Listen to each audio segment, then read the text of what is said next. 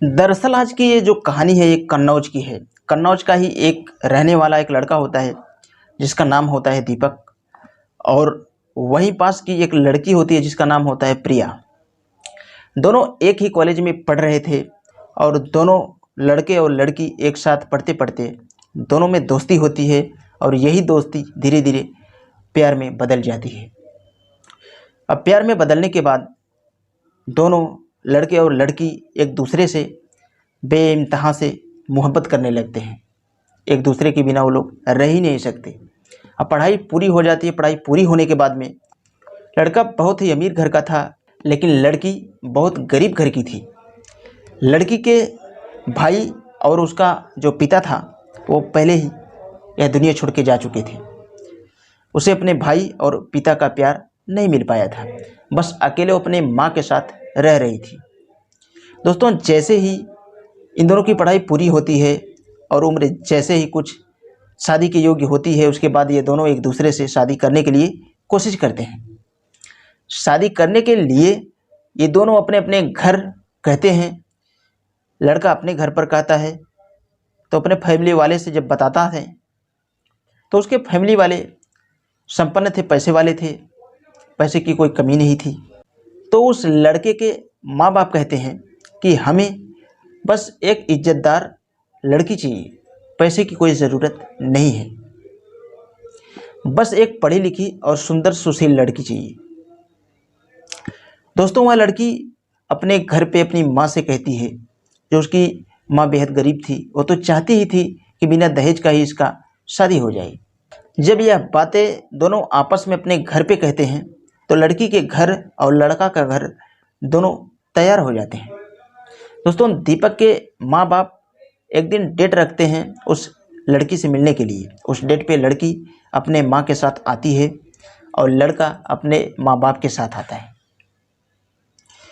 अब लड़के के माँ बाप उस लड़की से बातचीत करते हैं। बातचीत करने के दौरान वो लड़की उनको पसंद आ जाती है। लड़की काफ़ी अच्छी थी, सुंदर और सुशील थी। उनका एक डेट फिक्स होता है, उसी डेट पे उनकी शादी हो जाती है। शादी होने के बाद जो लड़की दीपक की पत्नी बनकर उसके घर जाती है तो उसके घर का जो फैमिली है, फैमिली को देखकर उसे विश्वास ही नहीं हो रहा था कि मैं इतने गरीब लड़की इतने अमीर घर में कैसे आ गई। बिगड़ी औलाद की जो माँ बाप होते हैं वो भी बिगड़े ही होते हैं, क्योंकि उस लड़की के भाई और बाप नहीं थे तो उसे कोई पता ही नहीं था कि भाई और बाप का प्यार और गुस्सा क्या होता है। जैसे ही अपने घर पे अपने मम्मी के साथ रहती थी, जैसे उसकी मम्मी उसको छूट दी थी, अब वही आदत इसकी बनी हुई थी। कोई भी बोलता था तो तुरंत बात को पलट देती थी और किसी की बात नहीं मानती थी। अब सास और ससुर क्या सोच के उसको लेके आए थे, लेकिन अब सामने क्या देख रहे थे, अब वो भी अचंभे पड़ जाते हैं। अब लेकिन कर ही क्या सकते थे, अब तो जो होना था वो हो गया। दोस्तों, कोई भी लड़की शादी होने के बाद उसके रहने का जो रवैया होता है वो थोड़ा सा तो बदलता है, लेकिन वह लड़की ऐसा नहीं कर रही थी जिस वजह से लड़ाई झगड़ा इसके घर में शुरू होता है।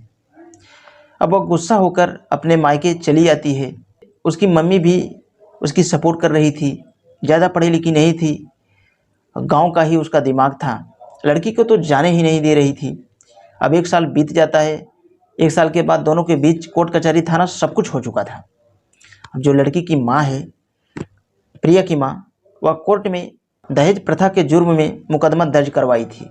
अब दीपक जो है उस लड़की से दहेज 1 भी रुपया नहीं लिया था, लेकिन उस प्रिया की माँ ने दहेज के रूप में प्रताड़ित करने के मामले में थाने में मुकदमा दर्ज करवा रखा था। अब दोनों के बीच विवाद चलता रहा। चलते चलते यह विवाद 3 साल बीत जाता है। 3 साल के बाद दीपक और प्रिया के बीच तलाक हो जाता है। तलाक होने के बाद 6 महीने बाद प्रिया की माँ मर जाती है। मरने के बाद प्रिया अकेली हो जाती है। उसे कुछ समझ में ही नहीं आता कि मैं करूं तो करूं क्या करूं। फिर दोस्तों वह हरिद्वार चली जाती है। हरिद्वार जाने के बाद वहाँ पे एक चाय की दुकान खोल लेती है और चाय की दुकान चलाती है और वहाँ से कुछ पैसा इकट्ठा करती है।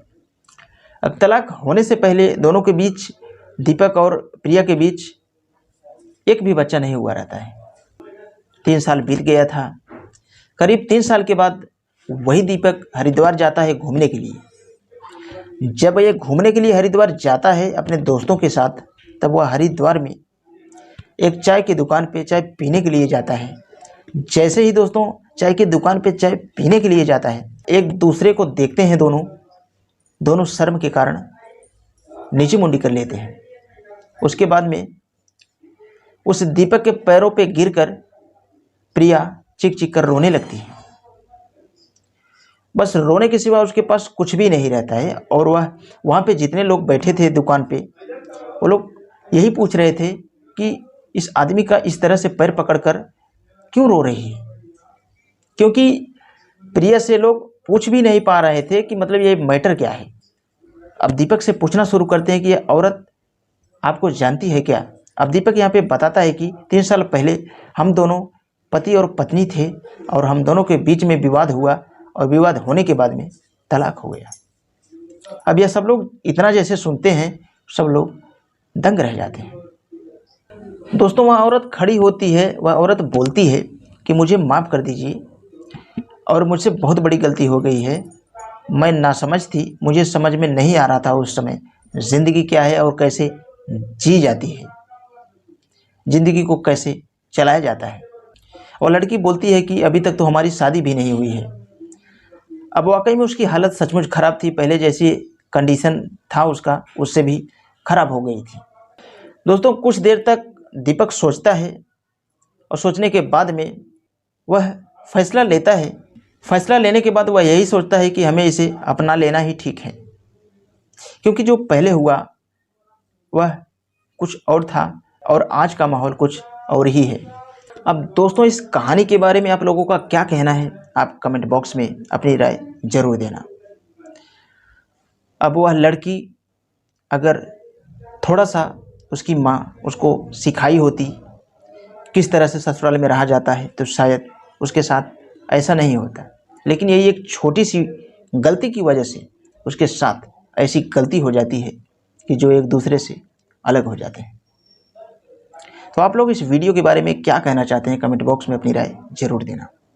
और हाँ, वीडियो के लिए मैं बस इतना कहना चाहूँगा, अगर आप हमारे चैनल का वीडियो पहली बार देख रहे हैं तो चैनल को सब्सक्राइब करके बेल का आइकन वाले पे ज़रूर प्रेस कर लें, ताकि कोई भी वीडियो लाऊं तो आप तक आसानी से पहुंच सके। तो आज के लिए बस इतना ही। मिलते हैं कल शाम 7 बजे किसी नेक्स्ट क्राइम स्टोरी के साथ।